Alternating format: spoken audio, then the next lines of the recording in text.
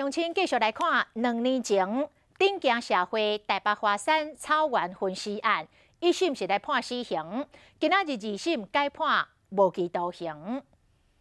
被告就所犯强制性交而伤害被害人罪以及遗弃尸体罪部分，均符合自首要件。原判决认为被告不符合自首要件，并非恰当。